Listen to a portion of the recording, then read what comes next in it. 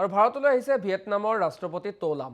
ৰাষ্ট্ৰপতি ভৱনত টো লামক আনুষ্ঠানিকভাৱে আদৰণি পৰ্বত উপস্থিত থাকে ৰাষ্ট্ৰপতি দ্ৰৌপদী মুৰ্মু, প্ৰধানমন্ত্ৰী নৰেন্দ্ৰ মোদী আৰু ৰাজঘাটত মহাত্মা গান্ধীলৈ শ্ৰদ্ধাঞ্জলি জ্ঞাপন কৰে ভিয়েটনামৰ ৰাষ্ট্ৰপ্ৰধানজনে। টো লাম ৰাষ্ট্ৰপতি নিৰ্বাচিত হোৱাৰ পাছত এইটো হৈছে প্ৰথমটো ভাৰত ভ্ৰমণ। প্ৰধানমন্ত্ৰী নৰেন্দ্ৰ মোদীয়ে আজি ভিয়েটনামৰ ৰাষ্ট্ৰপতিৰে মিলিত হ'ব বিশেষ বৈঠকত। কেইবাখনো বুজাবুজিৰ চুক্তি স্বাক্ষৰ কৰিব ভাৰত আৰু ভিয়েটনামে। সন্ধিয়া ৰাষ্ট্ৰপতি ভৱনত ভিয়েটনামৰ ৰাষ্ট্ৰপতিৰ সন্মানাৰ্থে নৈশ ভোজমেলৰ আয়োজন কৰা হৈছে। ভাৰতীয় বিশ্ব পৰিক্ৰমা পৰিষদৰ উদ্যোগত বক্তৃতাও প্ৰদান কৰিব টো লামে।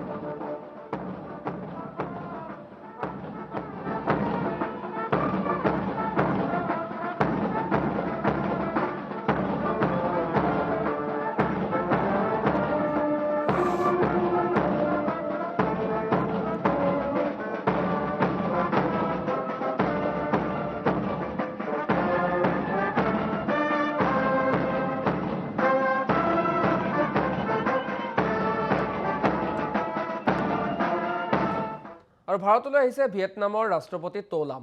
ৰাষ্ট্ৰপতি ভৱনত টো লামক আনুষ্ঠানিকভাৱে আদৰণি পৰ্বত উপস্থিত থাকে ৰাষ্ট্ৰপতি দ্ৰৌপদী মুৰ্মু, প্ৰধানমন্ত্ৰী নৰেন্দ্ৰ মোদী আৰু ৰাজঘাটত মহাত্মা গান্ধীলৈ শ্ৰদ্ধাঞ্জলি জ্ঞাপন কৰে ভিয়েটনামৰ ৰাষ্ট্ৰপ্ৰধানজনে। টো লাম ৰাষ্ট্ৰপতি নিৰ্বাচিত হোৱাৰ পাছত এইটো হৈছে প্ৰথমটো ভাৰত ভ্ৰমণ। প্ৰধানমন্ত্ৰী নৰেন্দ্ৰ মোদীয়ে আজি ভিয়েটনামৰ ৰাষ্ট্ৰপতিৰে মিলিত হ'ব বিশেষ বৈঠকত। কেইবাখনো বুজাবুজিৰ চুক্তি স্বাক্ষৰ কৰিব ভাৰত আৰু ভিয়েটনামে। সন্ধিয়া ৰাষ্ট্ৰপতি ভৱনত ভিয়েটনামৰ ৰাষ্ট্ৰপতিৰ সন্মানাৰ্থে নৈশ ভোজমেলৰ আয়োজন কৰা হৈছে। ভাৰতীয় বিশ্ব পৰিক্ৰমা পৰিষদৰ উদ্যোগত বক্তৃতাও প্ৰদান কৰিব টো লামে।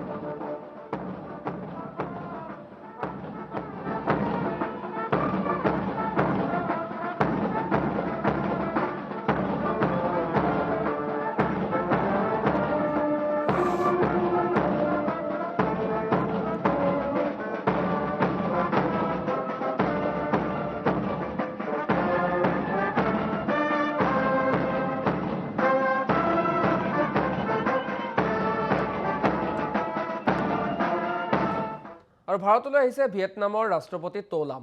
ৰাষ্ট্ৰপতি ভৱনত টো লামক আনুষ্ঠানিকভাৱে আদৰণি পৰ্বত উপস্থিত থাকে ৰাষ্ট্ৰপতি দ্ৰৌপদী মুৰ্মু, প্ৰধানমন্ত্ৰী নৰেন্দ্ৰ মোদী আৰু ৰাজঘাটত মহাত্মা গান্ধীলৈ শ্ৰদ্ধাঞ্জলি জ্ঞাপন কৰে ভিয়েটনামৰ ৰাষ্ট্ৰপ্ৰধানজনে।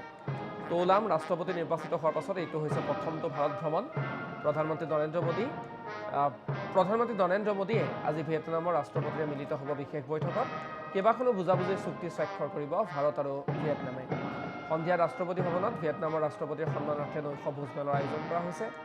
ভাৰতীয় বিশ্ব পৰিক্ৰমা পৰিষদৰ উদ্যোগত বক্তৃতাও প্ৰদান কৰিব টো লামে।